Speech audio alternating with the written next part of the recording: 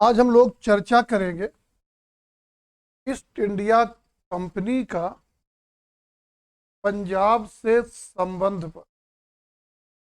तो आप देखेंगे मध्यकाल के अध्ययन करते समय तक हम लोग सिख गुरुओं के बारे में अध्ययन किए रहे होंगे। आगे देखेंगे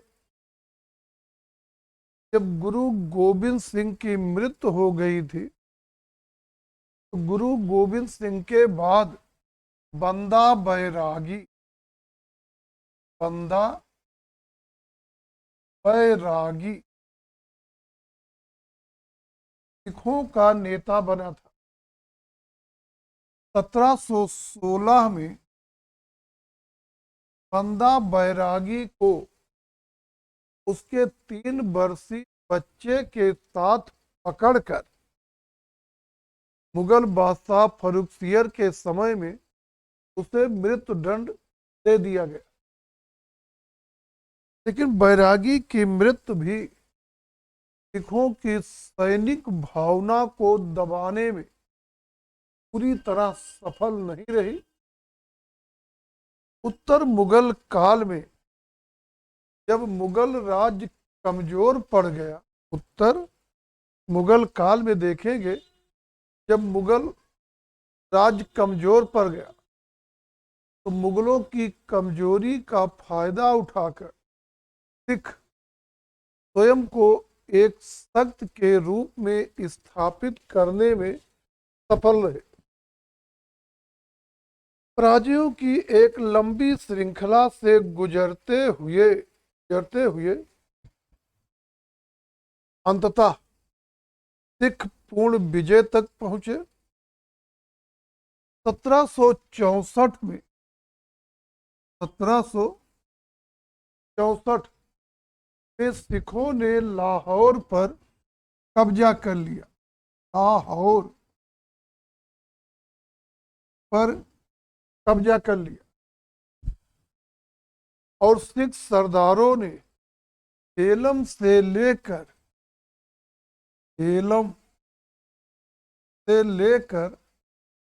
सतलज नदी के बीच का क्षेत्र आपस में बांट लिया। इसके बाद सब सिख सरदार अमृतसर में इकट्ठा हुए और उन सिख सरदारों के द्वारा तेग तेग और फतेह तेग तेग फतेह नाम के सिक्के जारी किए गए। क्या जाएगा, देग तेग फतेह क्या है? ये सिक्के हैं। सरदार सब अमृतसर में इकट्ठा हुए, देग तेग और फतेह नाम के सिक्के जारी किए। और अब देखेंगे इस सिख संघ, इस तरह से बहुत सारे सिख संघ अस्तित्व में आ गए। 1767 में अहमद शाह अब्दाली अंतिम रूप से पंजाब से चला गया और उसके दुर्बल उत्तराधिकारियों से सिख सरदारों ने जीते हुए क्षेत्रों को विजित कर लिया और इस विजय के उपरांत सिख स्वतंत्रता को मूल रूप मिला। सिख आपस में इकट्ठा होकर स्वयं को 12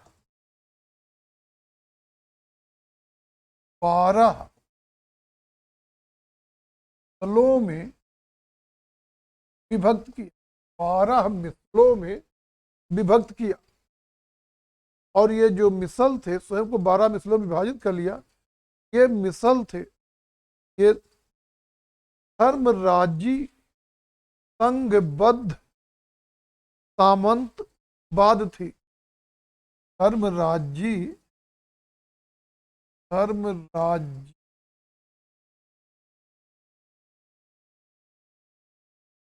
संघबद्ध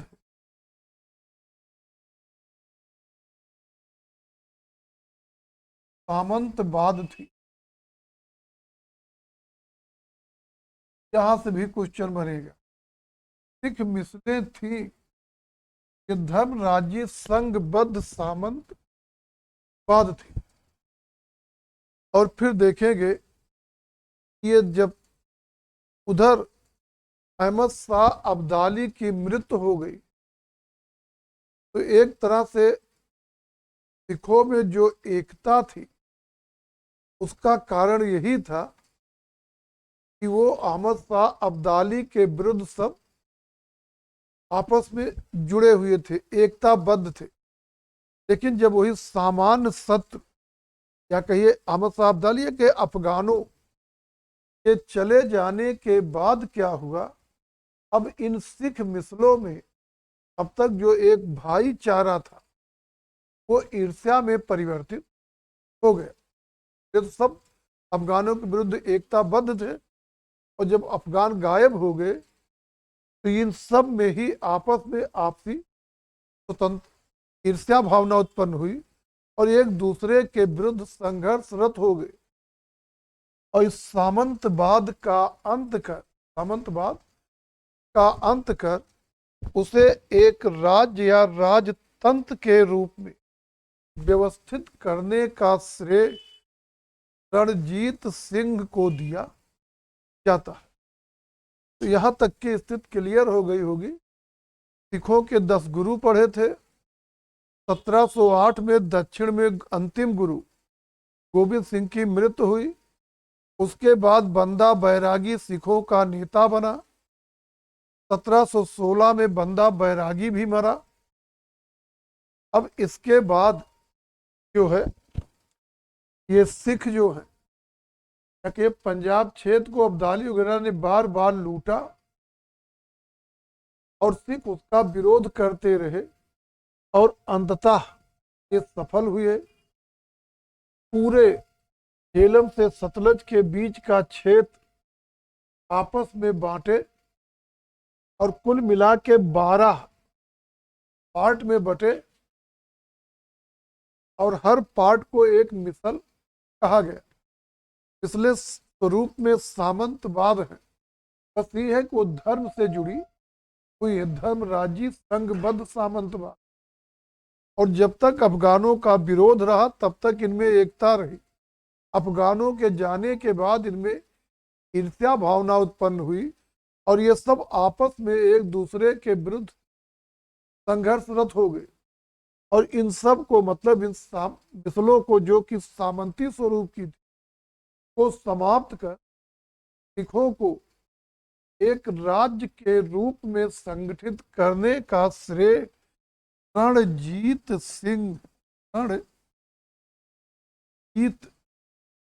सिंह को प्राप्त। अब यहां तक उम्मीद करते हैं एक जनरल कंसेप्ट आप क्लियर हो गया होगा, रणजीत तक पहुंच गए होंगे। अब देखेंगे रणजीत सिंह को, तो आप देखेंगे कि एक मिसलों में से ही एक मिसल थी सुकेर चकिया। सुकेर चकिया मिसल। इस सुकेर चकिया मिसल के नेता थे महासिंह।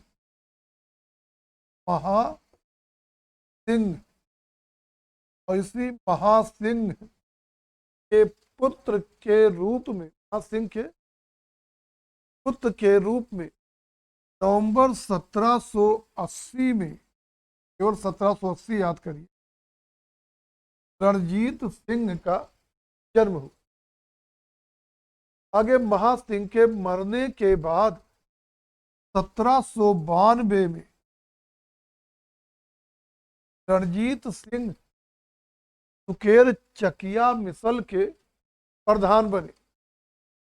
लेकिन अभी रणजीत सिंह अल्पवयस्क थे। ये क्या है, 12 साल में बन जा रहे हैं, तो अल्पवयस्क थे। इसलिए शासन व्यवस्था संभालने के लिए एक संरक्षक परिषद बनाई गई और संरक्षक परिषद में सबसे प्रमुख व्यक्तियों में थे रणजीत सिंह की सास सदा कौर, दीवान लखपत राय, ये सबसे प्रमुख व्यक्तियों में थे। शादी 12 साल पहले हो चुकी थी। तो सास सदा कौर, दीवान लखपत राय, ये संरक्षक परिषद में प्रमुख व्यक्ति थे। 1797 में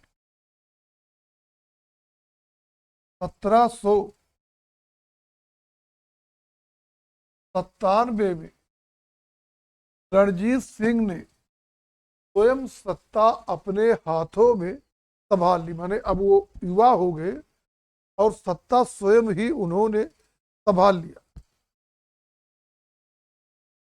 उधर काबुल में, अफगान में इस समय शासक था जमान शाह। जमान शाह ये काबुल का शासक था। 1798 में जमान शाह ने रणजीत सिंह को राजा की उपाधि प्रदान की और लाहौर का अपनी तरफ से गवर्नर नियुक्त कर दिया। रणजीत सिंह को लाहौर का गवर्नर नियुक्त कर दिया। 1799 में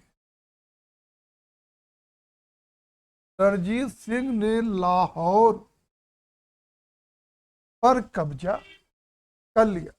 लाहौर पर रणजीत सिंह ने कब्जा कर लिया।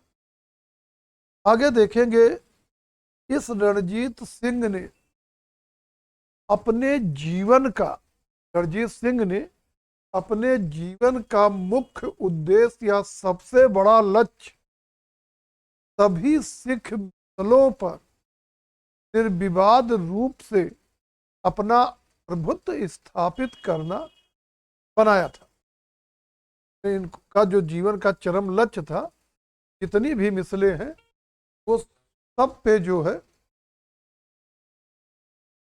अधिकार कर ले, सबका प्रमुख बन जाए।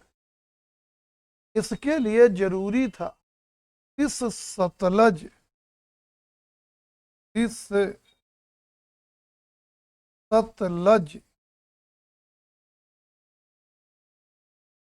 की, इस सतलज पर रणजीत सिंह का अधिकार हो। इस सतलज का मतलब है सतलज के पूरब में, बल्कि यूं कहे सतलज और यमुना नदी के बीच का भाग, लुधियाना इसी वाले पोर्शन में पड़ेगा। वो आज हरियाणा में है, लुधियाना पंजाब में ही है, पूर्वी पंजाब में। तो उस समय जो था यही क्षेत्र सिख सतलज था। और अब उनका जब जीवन का लक्ष्य सभी सिख मिसलों पे निर्विवाद अधिकार, जरूरी था सिख सतलज पर भी अधिकार करे। 1807 में 1807 में रणजीत सिंह ने सतलज पार करके लुधियाना पर कब्जा कर लिया। सिख सतलज में प्रवेश किए, लुधियाना पर अधिकार कर लिए। अब सिख सरदार है भाग सिंह, लाल सिंह, चैन सिंह। सिख सरदार भाग सिंह,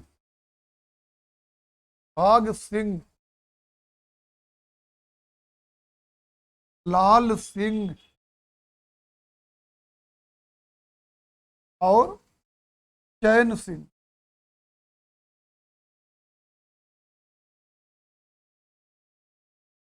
ये सब भागकर दिल्ली पहुंचे।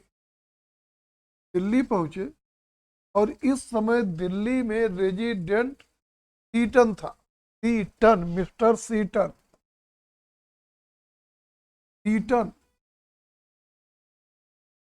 से ये तीनों मिले और रणजीत सिंह के विरुद्ध अंग्रेजों से मदद मांगी। लेकिन सीटन ने इन सरदारों की बातें नहीं मानी, मतलब उनकी कोई मदद नहीं की। लेकिन समय की आवश्यकता के अनुसार अब अंग्रेज भी ये महसूस करने लगे कि रणजीत सिंह को या रणजीत सिंह का सतलज के इस पार विस्तार रोकना जरूरी है। सतलज के इस पार माने वही सिस सतलज में विस्तार रोकना जरूरी है। लेकिन मौके पे तुरंत अंग्रेज कोई कार्यवाही करने में सफल नहीं रहे। कारण ये समय जो है नेपोलियन बोनापार्ट का पीरियड है। नेपोलियन बोनापार्ट यूरोप में इंग्लैंड आदि के विरुद्ध युद्ध कर रहा है और इस बात का भय था कि फ्रांसीसी टर्की और फारस से मिलकर कहीं भारत पर आक्रमण न कर दे। और ऐसी स्थिति में अंग्रेज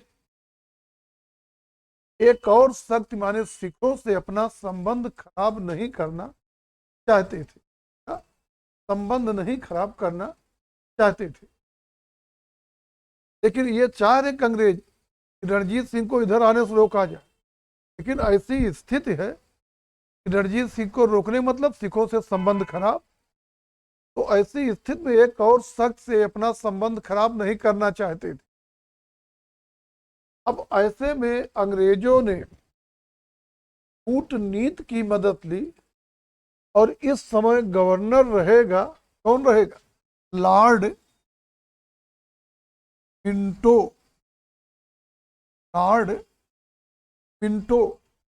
और लॉर्ड मिंटो जो है वो मेटकाफ है, वो दूत बनाकर रणजीत सिंह के पास भेजेगा। इस दूत को भेजने का उद्देश्य था फ्रांसीसी आक्रमण की स्थिति में रणजीत सिंह से प्रतिरक्षात्मक संधि करना। माने अगर भारत पर फ्रांसीसी आक्रमण होता है तो रणजीत सिंह अंग्रेजों के पक्ष में फ्रांसीसियों को रोकने का प्रयास करे। लेकिन वास्तविक लक्ष्य था रणजीत सिंह को सतलज के इस पार बढ़ने से रोकना। और देखेंगे रणजीत सिंह जो है बहुत काइया टाइप का आदमी था। एक आंख से काना था, देवी जी की कृपा थी, बड़ी वाली चेचक हुई थी। उसी में रणजीत सिंह की बाई आंखें गायब हो गई थी। और काना लोग अक्सर बड़े काइया टाइप के होते, हमेशा जुआल लगाने काम लगे रहेंगे। लेकिन थोड़ा सा अगली तरफ से अगर कड़ाई बढ़ती जाएगी तो पीछे खसक देंगे, लेकिन जुआल लगाएंगे जरूर। फिर देखेंगे रणजीत सिंह के पूरे जिंदगी में यही होगा। और तब रणजीत सिंह जब मेटकाफ ने उनके पास इस संधि का प्रस्ताव रखा तो रणजीत सिंह को लगा कि अंग्रेजों की गर्ज है, अब जैसा हम चाहेंगे वैसा हो जाएगा। और तब मेटकाफ के समक्ष रणजीत सिंह ने प्रस्ताव रखा कि उसे सतलज के इस पार के राज्यों पे निर्विवाद अधिकार करने की छूट दी जाए। और मेटकाफ ने तब इस पर बात करना ही रोक दिया, माने अंग्रेजों ने इसे स्वीकार नहीं किया। लेकिन अब मामला बदल गया। नेपोलियन जो है यूरोप में प्रायद्वीपीय युद्धों में फंस गया और अब उसके भारत पर आक्रमण करने की संभावना समाप्त हो गई। उधर टर्की जो था कि उसके संबंध इंग्लैंड से अच्छे हो गए। उधर नेपोलियन फंस गया, उधर टर्की इंग्लैंड का मित्र बन गया। तो अब वह आक्रमण की स्थिति जाती रही और तब अंग्रेजों ने आक्टर लोनी को, आक्टर लोनी को एक सैन्य टुकड़ी के साथ पंजाब भेजा। आक्टर लोनी पहुंचते ही घोषणा किया कि इस सतलज के सिख राज अंग्रेजी नियंत्रण में है और अगर लाहौर की तरफ से इन पर आक्रमण किया गया तो उसका सैन्य बल से जवाब दिया जाए, का जो है सैन्य बल से जवाब दिया जाएगा। अब देखेंगे, अब तक जब मटका प्रेम से संधि कर रहा था, ये अपना जुआल लगा रहे थे कि अंग्रेज कह दे कि इधर राज्यों पर आप अधिकार कर लीजिए, हम नहीं बोलेंगे। और जब आक्टर लोनी कड़े शब्दों में कहा कि इधर के राज अंग्रेजी नियंत्रण में है और लाहौर की तरफ से अगर इन पर कोई आक्रमण हुआ तो उसे सैन्य बल से रोका जाएगा, और तब भाग करके रणजीत सिंह ने 25 अप्रैल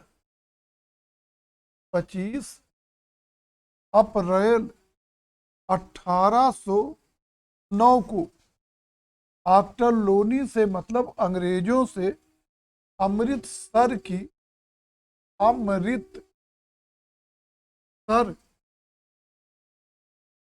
संधि कर ली। अमृतसर की संधि कर ली। अमृतसर की संधि के अनुसार रणजीत सिंह के क्रियाकलाप सतलज नदी के दाहिनी तट तक, माने सतलज के उस पार तक सीमित कर दिया गया।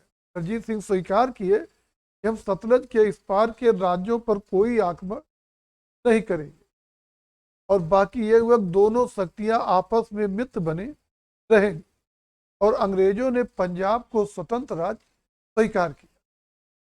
लेकिन रणजीत सिंह जो जीवन का चरम लक्ष्य बनाए थे, सभी सिख मिसलों पर निर्विवाद अधिकार या निर्विवाद प्रभुत्व को हमेशा के लिए इस संधि से समाप्त हो गया। लेकिन देखेंगे कि परोक्ष कुछ लाभ भी मिला। जब इधर रणजीत सिंह का विस्तार रोक दिया गया और ये हुआ दोनों आपस में मित्र हैं, तो अब रणजीत सिंह को उत्तर पश्चिम में विस्तार का मौका मिल गया, और इसका फायदा उठाकर रणजीत सिंह ने लाहौर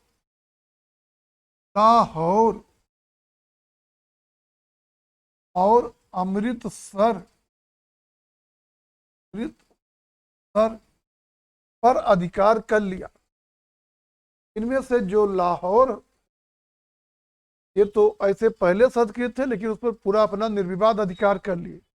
अमृतसर जो है, इसे रणजीत सिंह ने भंगी मिसल से छीना था।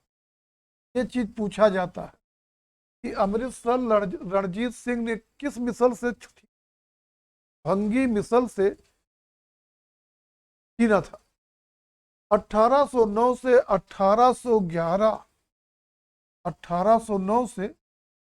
1811 के मध्य रणजीत सिंह ने गोरखों से कांगड़ा का क्षेत्र विजित कर लिया। लेकिन इतना अंग्रेजों और रणजीत सिंह के अंतिम समय तक अंग्रेजों और रणजीत सिंह के संबंध सौहार्दपूर्ण नहीं रह गए। अंत तो हुई, दोनों आप एक दूसरे के मित्र हैं, लेकिन 37 तक संबंध सौहार्दपूर्ण नहीं रह गए। 1837 में वो गोरखे जिन्हें रणजीत सिंह ने इस दौरान पराजित करके कांगड़ा पर अधिकार किया, उन गोरखों का अपने राज्य में स्वागत किया। स्वागत किया। माने दोनों के संबंध हुए थे, लेकिन वो संबंध अंतिम समय तक मधुर नहीं रहे। जिन गोरखों को पराजित करके रणजीत सिंह ने कांगड़ा छीना था, 1837 में उन्हीं गोरखों का अपने राज्य में मिलाया नहीं, स्वागत किया। माने अंग्रेजों के विरुद्ध गोरखों को अपने यहाँ संरक्षण दिया। आगे देखेंगे जो रणजीत सिंह हैं, ये अब पीछे आ जाइए। अमृतसर की संधि के बाद लाहौर अमृतसर तो जीत ही लिए थे। 1818 में मुल्तान, 1819 में कश्मीर और पेशावर विजित किए थे। 1818 में मुल्तान, 1819 में कश्मीर और पेशावर विजित किए थे। आगे देखेंगे कुल मिला के अंग्रेजों के मामले में रणजीत सिंह हमेशा एक कमजोर शासक सिद्ध हुआ और वो हर मामले में झुकता गया। ये पहले वो अपनी शर्तें रखता था, लेकिन अंग्रेजों के समक्ष वो हर मामले में झुकता गया, जो स्पष्ट करता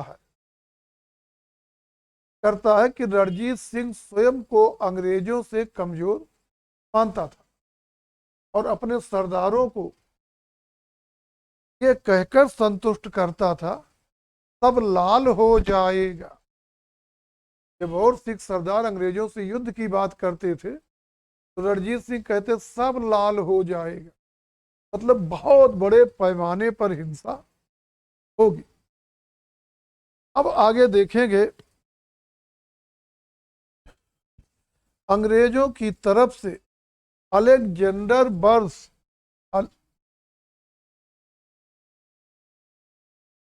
अलेक्जेंडर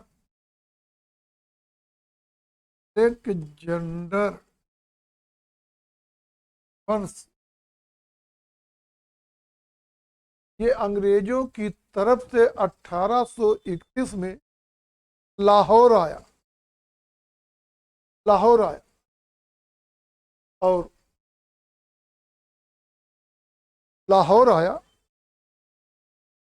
और आगे 1831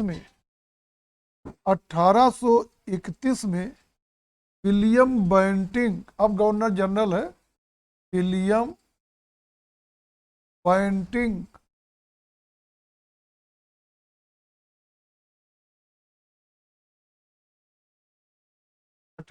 में लॉर्ड विलियम बेंटिंग जो है ये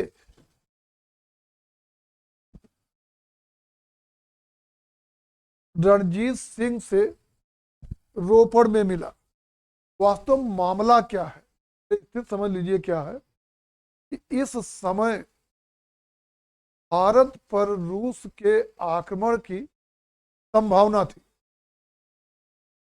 और संभावित रूसी आक्रमण के खतरे को देखते हुए लॉर्ड विलियम बेंटिंग अक्टूबर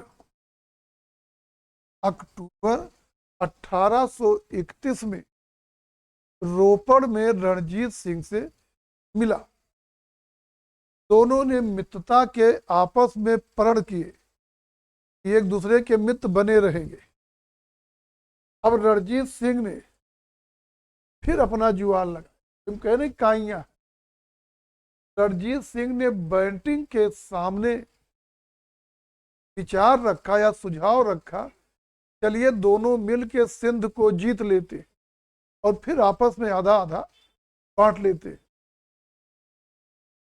और बेंटिंग ने इस मसले पर कोई भी वार्ता करने से इनकार कर दिया। उधर रोपड़ में बेंटिंग और रणजीत सिंह की वार्ता चल ही रही थी कि कर्नल पोटिंगर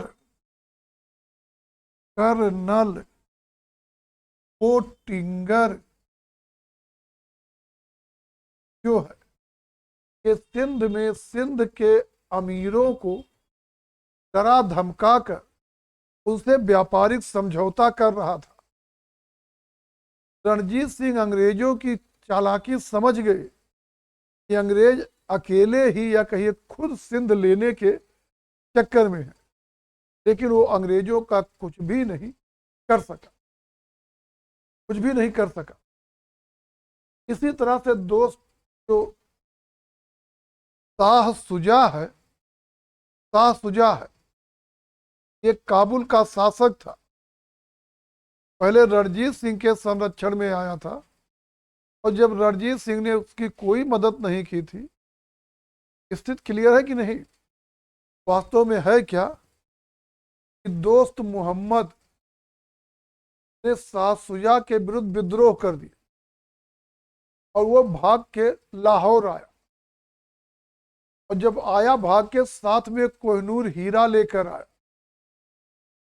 शाह सुजा ने कोहिनूर हीरा रणजीत सिंह को दिया इस उम्मीद से कि रणजीत सिंह काबुल की गद्दी पर बैठने में उसकी मदद करेंगे। रणजीत सिंह महाकाइया आदमी, हीरा ले लिया और उसकी कोई मदद नहीं की। तब 1815 में सुजा लुधियाना भाग जाएगा। लुधियाना मतलब अब अंग्रेजी संरक्षण है, अंग्रेजी संरक्षण में चला जाएगा। और अंग्रेजों ने वही रूस के संभावित आक्रमण, और रूस का आक्रमण होता कहाँ से? वो यही अफगानिस्तान सिंध होते हुए ही भारत पर होता। तो अफगानिस्तान को जो है के रास्ते होता, और तब अंग्रेजों ने अफगानिस्तान में अपना मित्र शासक बैठाना चाहा, और सुजा के पक्ष को लेकर काबुल पर अभियान की तैयारी की। और रणजीत सिंह ने इस मामले में कहा कि आप सुजा को काबुल की गद्दी पर बैठाने में सहयोगी बनिए, मतलब हमारे साथ आप भी मिलिए, चलिए मिलकर बैठा दिया जाए। रणजीत सिंह बताए नहीं कि काइया आदमी, वो इसमें आनाकानी किया। उसको लगा बिना हमारी मदद के अंग्रेज पश्चिमोत्तर में जाके काबुल में सफल नहीं होंगे। लेकिन तब माइक नॉर्टन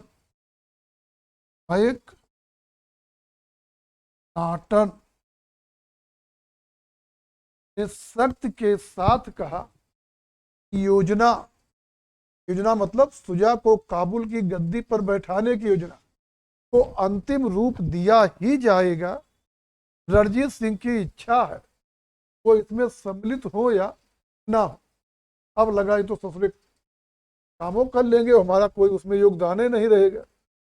तब रणजीत सिंह ने भागकर अंग्रेजों से संधि की, बस केवल एक सम्मान रखने के लिए कहा, मैं योजना में सम्मिलित होने को तैयार हूं, लेकिन अंग्रेज सेना पंजाब राज्य से होकर अभियान नहीं करेगी, और अंतिम में सेना पंजाब होकर के काबुल जाएगी। तो वही कह रहे हैं कि जो रणजीत सिंह जो है वो हर मामले में पहले तो अपना काइयापन दिखाएगा, लेकिन अंत में जैसे अंग्रेजों की तरफ से थोड़ा प्रेशर दिया जाएगा वो झुक जाएगा, उनसे समझौता कर लेगा। आगे देखेंगे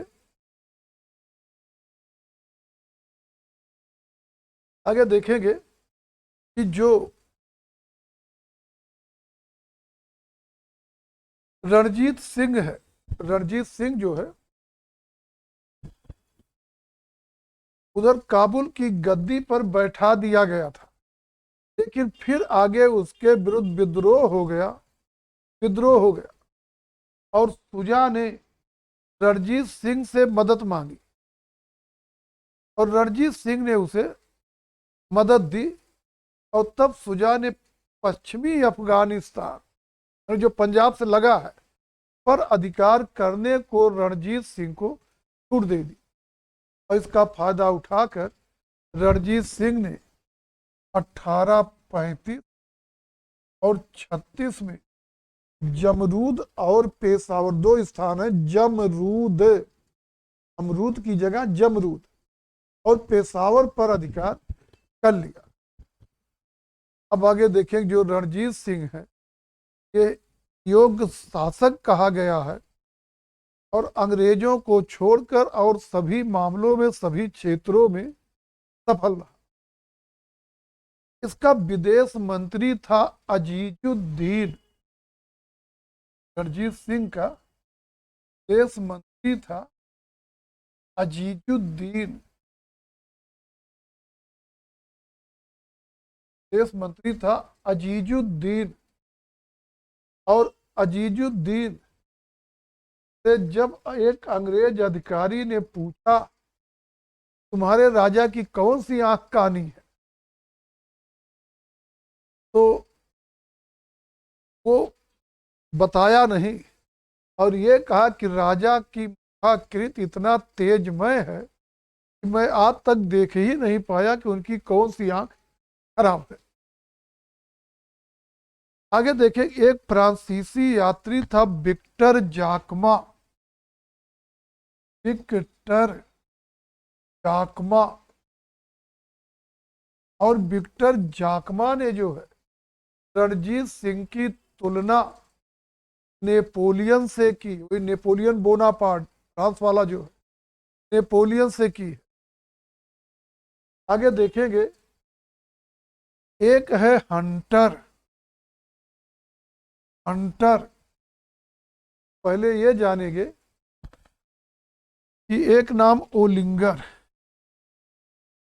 ओलिंगर,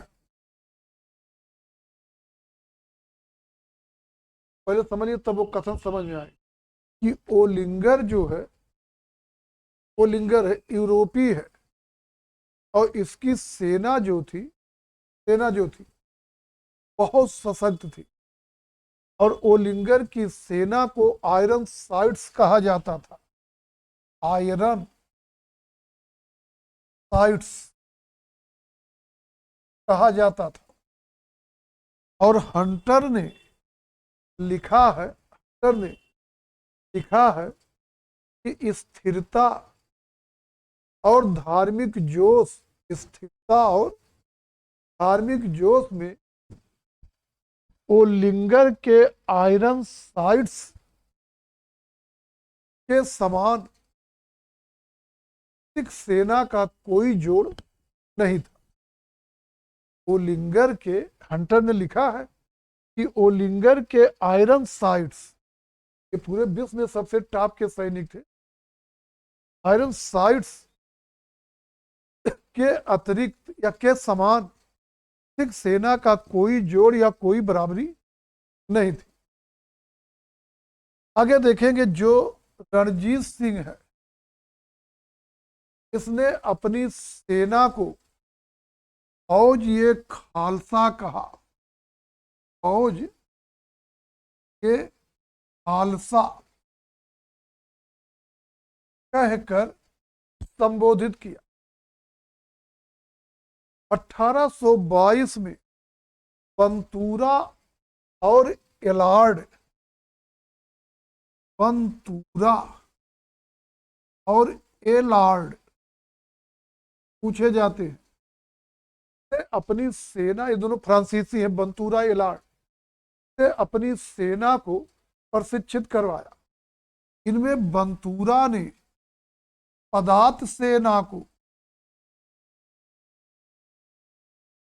को और एलार्ड ने अश्वारोही सेना को प्रशिक्षित किया। पदात को बंतूरा ने, अश्वारोही को एलार्ड ने प्रशिक्षित किया। और इसी रणजीत सिंह ने 1810 में पहली बार अपनी सेना में दरोगा, ये तोपखाना की नियुक्ति की। इलाही बख्श, इलाही बख्श को अपने तोप खाने का प्रधान नियुक्त किया।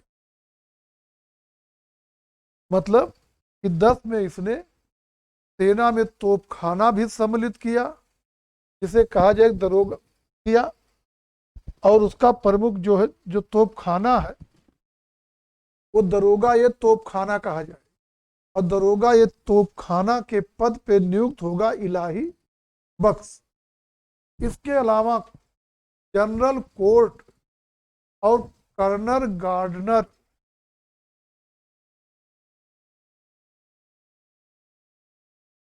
जनरल कोर्ट और कर्नल गार्डनर, ये दो नाम भी जाने। 1827 में 27 में जनरल कोर्ट की और 1832 में गार्डनर की नियुक्ति करके रणजीत सिंह ने अपने तोप खाने का पुनर्गठन किया।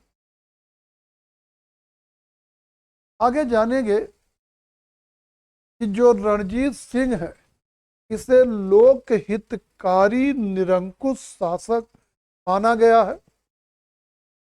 स्वयं को शासक न मानकर खालसा या सिख राष्ट्रमंडल का सेवक मानता था और खालसा के नाम पर ही शासन किया। अपनी सरकार को इसने खालसा जी कहकर संबोधित किया। इस सरकार को खालसा जी कहकर संबोधित किया। गुरु गोबिंद सिंह के नाम के सिक्के जारी किए। लाहौर, अमृतसर में गोला और बारूद बनाने की फैक्ट्री स्थापित की। 1839 में इसे पक्षाघात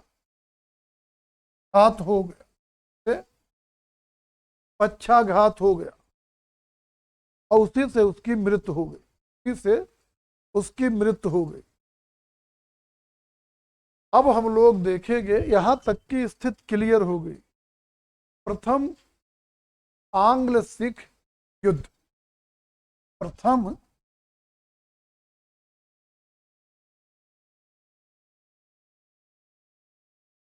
आंग्ल सिख युद्ध। प्रथम आंग्ल सिख युद्ध। और देश तो यही था कि आज सिखों से संबंध समाप्त किया जाएगा, लेकिन कुछ दुर्घटना के चलते समय कम मिल पाया और आज हम यही क्लास रोक दे रहे हैं। यहाँ से आगे कल देखा जाएगा। आज के लिए इतना ही। नमस्कार।